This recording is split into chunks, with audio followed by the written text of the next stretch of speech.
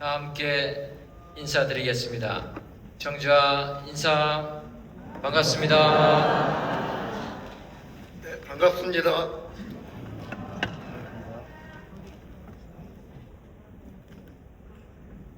오랜만에 열리는 11차 도덕 발양대회에 함께하신 제가출과 후보 동지 여러분 진심으로 환영합니다. 특히 이곳 대구에서 열리니까 더더욱 반갑습니다. 오늘 아주 바쁘신 가운데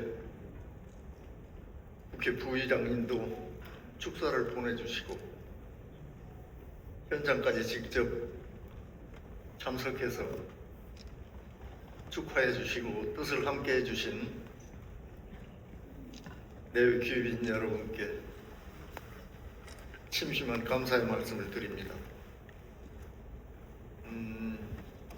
실은 두 분 도덕 실천 사례를 듣다 보니까 몇 분 더 들었으면 좋지 않을까 하는 생각이 듭니다. 사실 대구 청운회는 원불교 청운회에서 역사가 아주 깊습니다. 원기 67년에 서울에서 청운회가 처음 구성된 그 다음에 바로 그 다음에 지방에서는 처음으로 청운회가 대구에서 결성이 됐습니다.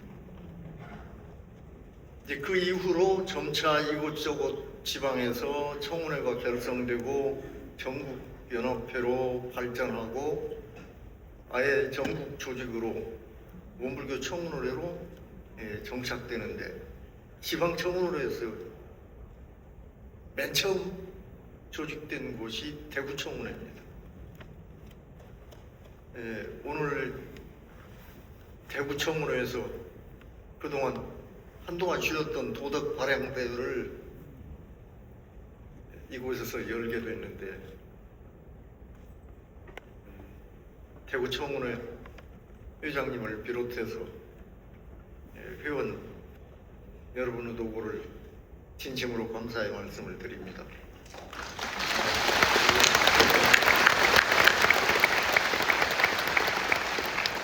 지금 제가 앞에 앉아서 배우니까 청운회 오비 회장님들이 줄줄이 와 앞줄에 앉아 계시네요. 그분들께도 다시 한번 격려의 박수 한번.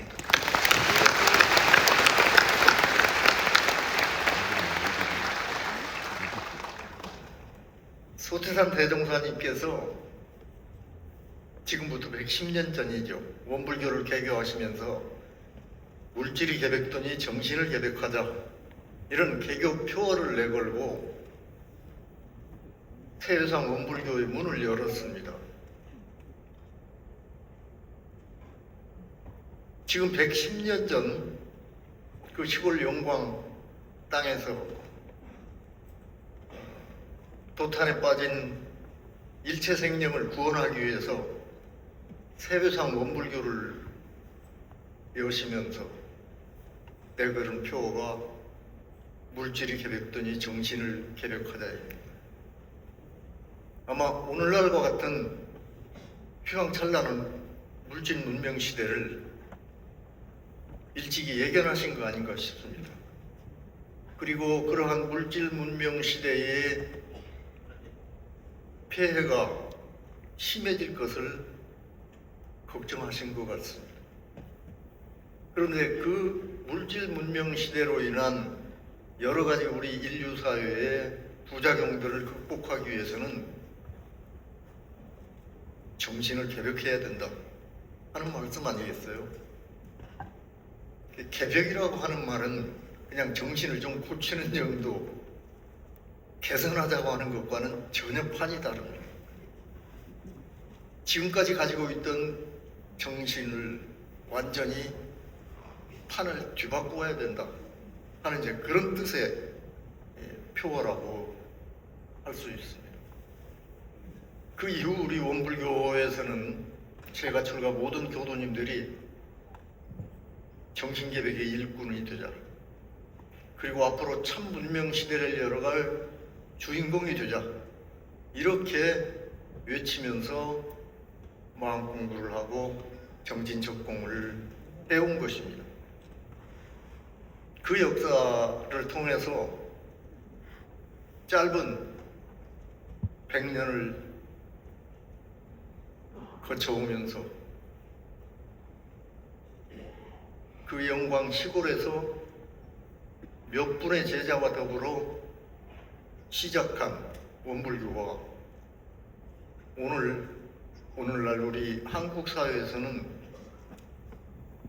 우리 스스로도 자부심을 가질 만하고 또 밖에서도 원불교가 세는 적지만 그래도 믿을 만한 정도다 이렇게 인정을 받기까지 이른 것입니다. 그것은 무엇보다도 오늘 우리가 강조하고 있는 도덕 문명의 참 문명 세계 그리고 참다운 도덕을 꽃피우는 그런 사람으로 거듭나고자 하는 우리 선제님들과 우리들의 노력과 결실이 아닌가 하는 생각이 듭니다. 특히 이곳 경상북도 대구 1호는 소태산 대종사님의 대를 이어서 원불교를 이끌어 오신 정산 종사님의 탄생지이기도 합니다. 경상북도 성주 그 시골에서 도를 구하기 위해서 전국을 방황하시던 한 소년, 그 소년이 전라도까지 가시게 되고 그 전라도에서 소태산 대종사님과 정산 종사님 두 분의 만남으로 인해서 우리 원불교 회상이 비로소 제대로 자리를 잡기 시작합니다. 그 당시 정산 종사님의 나이가 17, 18, 19세 소년 시절이었습니다. 소태산 대종사님께서는 19살 된 소년을 우리 최초의 교화단의 중앙단원으로 임명을 하시고 사실은 뒤로 전해져 온 말씀입니다만은 우리가 이 사람을 만남으로써 우리 회상은 이제 터가 잡혔다 이렇게 제자들에게 말씀을 하셨다고 합니다. 이러한 원불교 교단으로서도 매우 유서 깊은 성지가 있는 경상북도와 대구 지역에서 도덕 발扬대회를 다시 개최하게 된 것은 매우 뜻깊은 일이 아닌가 싶습니다. 그 정산 종사님께서 짧은 기간 동안 보유에 계시다가 병환으로 일찍 돌아가시게 되는데요. 병상에서 거의 열반하실 때가 가까움을 느끼시고 제자들도 직감적으로 느낄 때 병석에서 모시고 있는 시자에게 간단한 문답을 하신 내용이 법어 유촉편 첫 장에 실려 있습니다. 병석에서 기력이 쇠약하신 채로 우리 본의가 무엇인지 아느냐 이렇게 물으셨습니다. 그러니까 시자가 하려기를 도덕으로 천하를 한 집안 만드시려는 것 아닙니까? 이렇게 대답을 했습니다.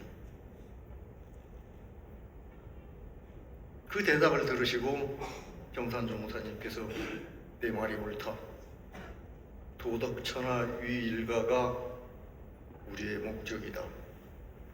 결국 우리 원불교가 이 세상에 있는 근본 목적을 한마디로 말하면 도덕으로 세상을 한 집안 만드는 것이다.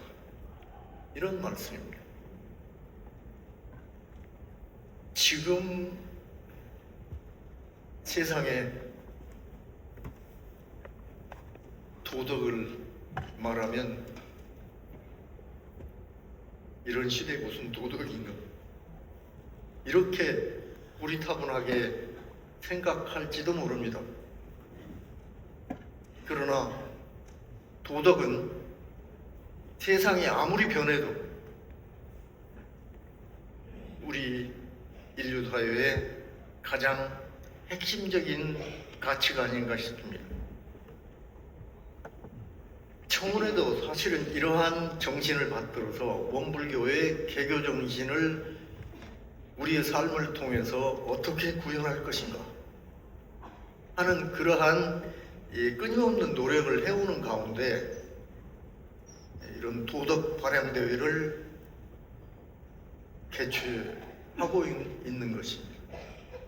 잊을만 하면 한 번씩 우리가 도덕을 다시 외쳐. 그리고 도덕이라고 하는 것이 과연 무엇인가? 오늘날과 같은 찬란한 과학문명 시대의 도덕은 우리가 어떻게 실천해야 될 것인가 하는 물음을 끊임없이 스스로에게 던지고 또 세상을 위해서 도덕 세상을 열어가자고 외치고 있는 것이죠. 저는 그래서 오늘 도명덕화로 정신개벽의 참문명 세상을 열어가자 이 한 말씀으로 오늘 말씀을 대신하려고 합니다. 도명덕화라고 하는 도를 밝혀서 덕이 되게 한다. 대종사님께서는 도덕에 대해서 경전에서 여러 곳에서 말씀을 많이 하고 계십니다. 정전 천지연장에서는 천지에 도와 덕이 있다.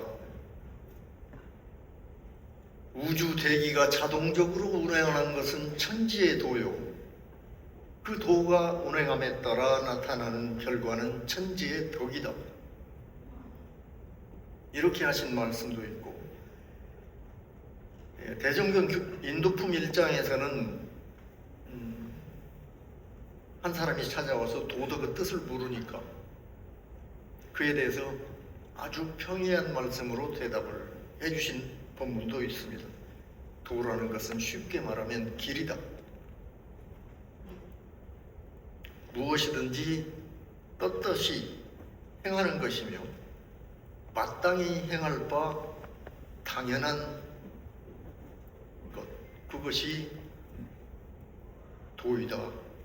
그렇기 때문에 도는 저 높은 곳에 있는 것이 아니고 우리 사람들이 걸어가야 할 길입니다.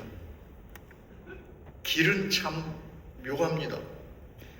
이 세상에 원래 길이 있었던 것은 아닙니다. 사람이 걸어감으로써 길이 생깁니다. 이 집과 저 집을 연결하는 길은 이웃집 두 사람이 왕래를 해야 길이 됩니다. 이 마을과 저 마을을 잇는 길도 마을 사람들이 다닐 때 길이 됩니다. 원래부터 길이 있는 것은 아니죠. 사람들이 다니는 것이 길입니다. 그 말은 도덕이라고 하는 것은 책에 있는 것이 아니고 실천하는 데 있다. 이러한 깊은 뜻을 담고 있습니다. 그래서 도덕이라고 하는 것은 우리 인간에게 있어서 도덕은 인간으로서 마땅히 밟아 걸어가야 할 길이고 그 길을 걸어가다 보면 우리에게 그 길을 통해서 서로 물건을 주고받기도 하고 사람들이 오고 가기도 하고 이런 은덕이 나타나는 겁니다. 그래서 예로부터 모든 종교와 성자들은 다 도덕을 말씀하셨어요. 그리고 어찌 보면 모든 종교가 지향하는 궁극적인 그 자리는 바로 도라고 할 수도 있습니다. 그래서 도가에서는 그걸 도라고 하고, 유가에서는 그 궁극적인 자리를 태극이라고도 하고 무극이라고도 합니다. 불가에서는 우리가 늘 모시는 부처님이 바로 그 자리이고, 서양 종교에서 말하는 하나님도 바로 그 자리입니다. 그것을 우리는 동양문화권에서는 도라고 합니다. 그 도를 행함으로써 나타나는 결과를 우리는 덕이라고 해서, 도는 실천하고 그 결과가 나타나는 것까지를 포함해서 도덕이라고 합니다. 옛날에 불가의 한 선사는 도는 부속지부지, 무슨 말이냐면 한자로 도는 아는 것에도 속하지 않고 모르는 것, 알지 못하는 것에도 속하지 않는다. 이 말은 풀이하면은 도라고 하는 것은 우리의 지식으로 알고 이해하고 말하고 설명하고 할 수 있는 것이 아니다.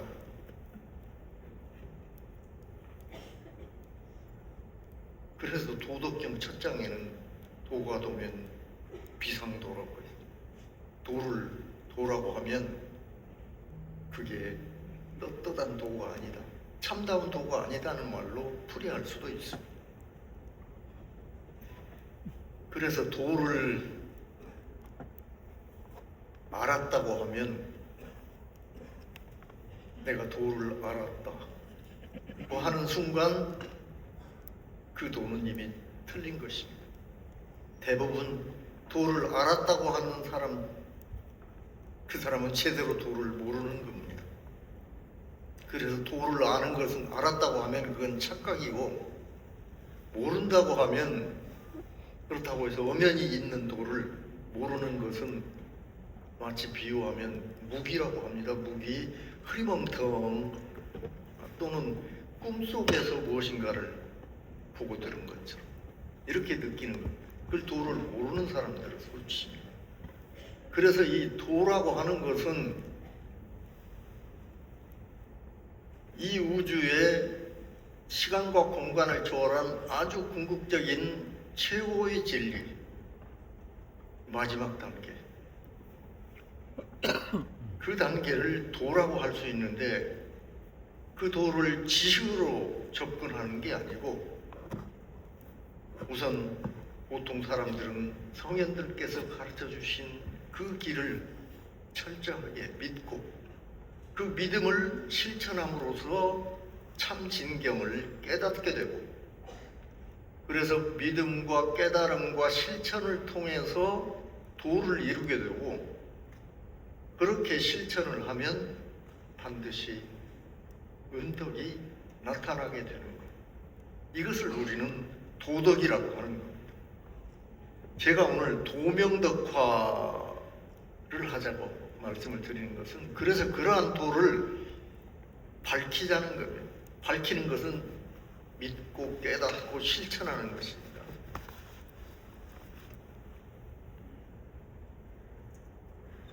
그 밝음이라고 하는 것은 비유해서 말하면 촛불은 겨우 방 하나 정도를 어둠을 밝히는 밝기이고, 이 10W의 전구와 1kW의 전등은 그 밝기 정도가 100배가 차이 납니다. 그 도를 참으로 깨달으신 부처님이나 성자들 같은 그런 인류 역사상 위대한 분들은 그 밝기가 무한대여서 그 덕이 사랑으로 나타나 대자대비로 나타나게 되는 것. 수천 년이 가도 그분들의 빛은, 도의 빛은 꺼지질 않고 수천 년이 지나도 빛을 발하고 있습니다. 소태산 대종사님께서 이미 돌아가신 지 1954년에도 아니 48년에 돌아가신 거예요. 43년. 하지만 우리들은 그 빛 덕분에 오늘 우리가 도덕을 말하고 도덕의 실천을 부르짖고 있는 겁니다. 이러한 궁극적인 도를 대종사님께서는 정전에 아주 간단 명료하게 정확히 밝혀주셨습니다. 그 가운데서도 정전 이론상장이 그 진리가 무엇이고 그 진리를 깨닫기 위해서 우리가 어떻게 해야 되며 진리를 깨달으면 어떠한 결과가 나타나는지 정확하고 간단 명료하게 밝혀주신 부분입니다. 아마도 그 중에도 대종사님께서 칭찬하신 가장 짧은 글 이론상 서원문, 오늘 우리가 독송한 이론상 서원문은 그 궁극적인 도, 이론상 진리의 당체의 모습과 그 모습을 우리가 믿고 수행하고 본받아서 실천해 나가는 길을 아주 간명한 경문 한 구절로 밝혀주신 본문이라고 할 수 있습니다. 그 다음 장에 나오는 이론상 법원은 그 이론상의 진리를 깨달으면 이러저러한 결과가 나타나고 그것을 일상생활을 통해서 실천하면 우리가 어떠한 모습으로 인격이 바뀌는지 하는 것을 정확하게 말씀해 주시고 계십니다. 그래서 저는 오늘 이론상 법어에서 밝혀주신 이론상 진리를 깨달으신 분들의 경지에 대해서 간단히 소개를 해드릴까 합니다. 이 원상의 진리를 각하면 시방삼계가 다 오가의 소유인 줄을 알며 에서부터 시작합니다. 시방삼계, 그냥 평이한 말로 이 우주 공간이 우리 집인 것을 안다. 여기에서 안다고 하는 것은 제가 처음 말씀드린 선사에 알고 모름에 속하지 않는다고 할 때 안다와는 다릅니다. 제가 뒤에 설명드린 믿고 깨달아서 실천하는 것까지를 포함한 안다는 뜻입니다. 그래서 시방삼계가 다 오가의 소유인 줄을 안다. 이 시방삼계가 오가 소유라고 하는 것은 이 우주가 전체가 내 집이라 말씀입니다. 내 집 한 걸음 더 나가서 우리 모두의 집인 것이죠. 그래서 오가라고 했습니다. 저만 그렇게 해석을 하는지 모르겠습니다. 나자를 쓰지 않고 나오자를 썼습니다. 이게 오는 우리라고 하는 의미가 포함되어 있습니다. 그러니까 우리가 살고 있는 이 세상은 나만 사는 곳이 아니고 우리 모두가 함께 사는 곳이라는 뜻이죠. 그래서 이 자리를 깨달으신 분들은 이 우주 공간 전체를 내 집으로 살기 때문에 언제 어디서나 주인이 됩니다. 대종사님께서 제자 몇을 데리고 서울을 가시다가 가실 때 기차를 타시게 됐는데 화장실을 이용하시게 됐어요. 화장실을 가셨는데 한동안 안 나오시는 겁니다. 제자들이 궁금해서 화장실을 가보니까 대종사님께서 기차 화장실을 청소하고 계셨어요. 그러니까 대종사님 같은 분은 그 기차가 당신 집인 겁니다. 이러한 이 우주 전체를 내 집으로 삼고 큰 살림을 하는 사람이 도를 참으로 아는 사람. 두 번째 나오는 항목이 시방삼계가 다 오가 소유인 줄을 알며 그 다음에 우주 만물이 이름은 각각 다르나 둘이 아닌 줄을 알며. 이 우주 만물이라고 하는 것은 이 세상의 모든 물건들을 말하죠. 그 생명이 있는 일체 생명을 포함해서 모든 무정물까지를 다 포함합니다. 그런데 이 우주 만물이 이름은 각각 다르나 둘이 아니다. 우리가 너와 내가 있고 남자와 여자가 있고 사람과 짐승이 있고 식물과 동물이 있고 이렇게 여러 가지로 이름은 나뉘지만 그 근본 뿌리가 원래 하나라고 이어져 있다. 그런 말씀입니다.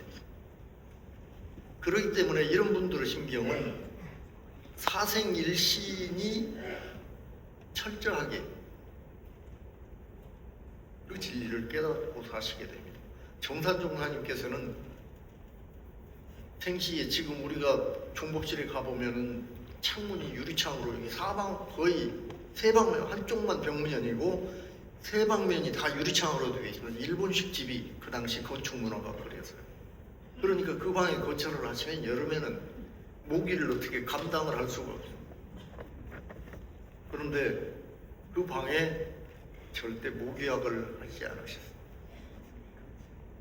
옛날 어른들 하시는 방장이라고 하는 게 있죠. 모기장. 모기장을 치고 주무시지 절대 모기약을 하지 않으셨어요. 이 모기 한 마리도 원래 근본 뿌리가 같은 우리의 한 권속이라는 철저한 깨달은 실천이라고 할 수 있습니다. 그런데 세 번째 항목에 보면 계불조사와 범부중생은 성품인 줄을 알며 그러셨습니다. 그 궁극적인 도는 과거의 모든 성자들께서 깨달으신 그 자리이고 뿐만 아니라 우리 모두 이미 그 성품 자리를 다 간직하고 있다. 그래서 원래 그 성품 자리에서 보면 부처님과 내가 둘이 아니고 이 말씀은 우리 중생들에게 엄청난 위안과 축복이 아닐 수 없습니다. 우리가 자기 자신을 돌아보면 부족하고 미약한 한 사람인 것에 불과하지만 이 말씀에 의해서 이론상 진리를 깨닫고 보면 나도 부처다. 나도 곧 예수님이다. 이것을 깨닫게 된다는 말씀입니다. 그 다음 항목이 이제 생로병사의 이치가 추나추동과 같이 되는 줄을 알며 그러셨습니다. 우리 생명을 가진 모든 것들이 태어나면 늙고 병들어 죽어가는 것은 만고불변의 진리이다. 우리 누구나 상식적으로 알고 있는 내용. 그런데 그 생로병사라고 하는 것이 사계절 바뀌는 것과 같다. 그러니까 단생으로 이렇게 종결되는 게 아니고 형태를 바꿀 뿐 영원히 계속된다. 사실 생명이라고 하는 것은 현재 상태가 지속 가능할 때 생명이 있다고 할 수 있습니다.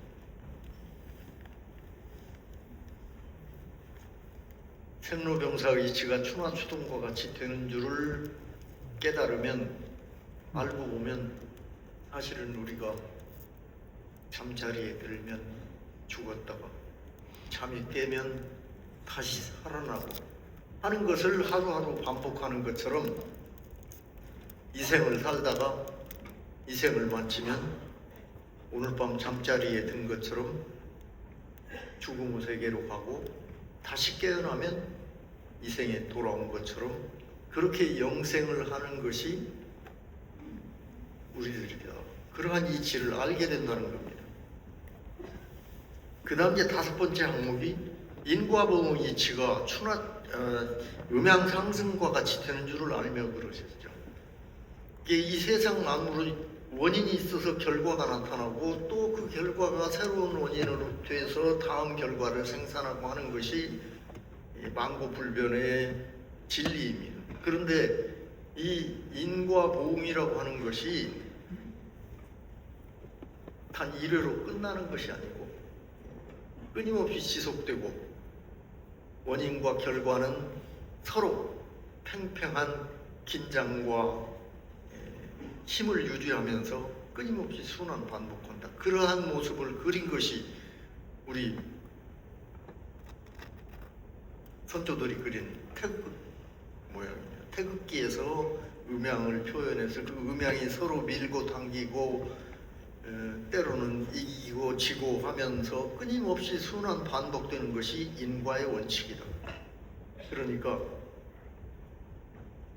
그 이치를 아는 사람들은 내가 한마디 말을 할 때 그 말로 인해서 어떤 결과가 돌아올지, 그 결과로 인해서 다음 또 무슨 결과를 이끌어낼지, 이러한 인과에 대한 철저한 믿음으로 심신작용을 해야 되는 것입니다.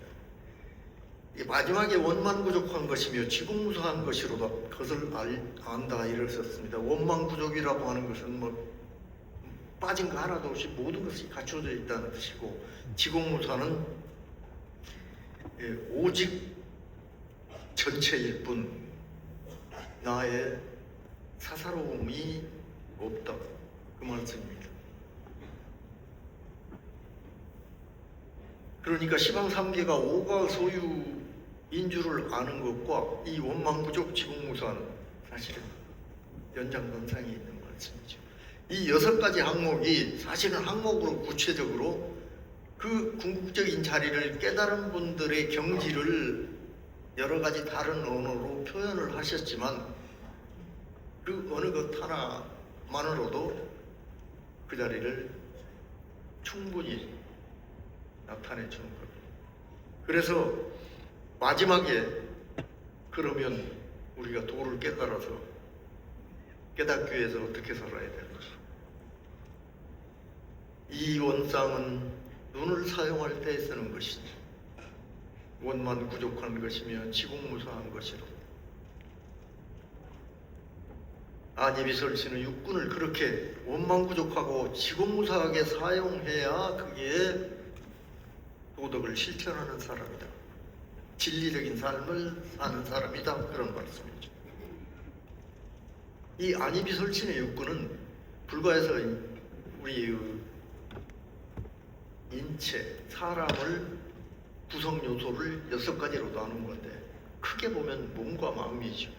안이비설신 5가지 요소는 몸 전체의 부분을 말하는 것이고, 마지막에 의근이라고 하는 것은 뜯어있자인데 쉽게 말하면 몸과 마음을 뜻하죠. 몸과 마음을 원만구족하고 지공무사하게 사용하는 것이다, 저 이론상. 그래서 우리가 도를 밝혀서 실천하고 수행해 나가는 것은 우리의 몸과 마음을 원만구족하고 지공무사하게 사용하기 위해서입니다. 원만구족한 게 눈을 사용하는 것은 어떻게 사용하는 것일까요? 원만구족한 눈이라야 모두를 다 볼 수 있습니다. 자기에게 보이는 것만 보면 그건 일부만 보는 것이죠. 그리고 지공무사하게 눈을 사용하는 것은 어떻게 사용하는 것일까? 나 자기 중심으로 보는 게 아니고 전체를 통으로 보는 겁니다. 그래야 지공무사한 눈이 되는 겁니다. 안이비설신 육군이 다 마찬가지입니다. 완전 무결하고 전체를 직관적으로 다 볼 수 있어야 합니다. 자기에게 들리는 좋은 소리만 들으면 그건 원만한 귀를 사용하는 것이 아니죠. 듣기 싫은 소리도 들려야 되고 시끄러운 소리도 들어야 되고 아름다운 소리도 들어서 그것을 모두 녹여내서 원만한 마음으로 풀어낼 수 있어야 됩니다. 그래서 몸과 마음을 원만구족하고 지공무사하게 사용하는 것이 깨달은 사람들의 사는 모습입니다. 이 모습이 바로 살아있는 부처님 모습입니다. 우리가 도를 밝혀서 도를 깨달아서 실천하는 사람들의 모습은 이렇게 원망구적하고 지국무석 우리 모두가 살아있는 부처님으로 사는 것입니다. 오늘 도덕 발양대회는 그것을 하자고 우리가 모였다고 생각이 듭니다. 그리고 우리뿐만이 아니고 세상의 모든 사람들이 이렇게 도덕으로 충만해서 도를 깨치고 그 덕으로 이 세상에 은혜와 행복이 충만한 그러한 세상을 우리가 이끌어가자 하는 취지로 오늘 대회가 열렸다고 저는 믿습니다. 이미 우리가 평소에 원불교에 귀의해서 이론상 진리를 믿고 깨달아 실천하자고 하는 것이 바로 이 도덕을 실천하자는 것이라는 말씀을 마지막으로 드리면서 다시 한번 감사의 말씀을 드립니다. 네, 감사합니다.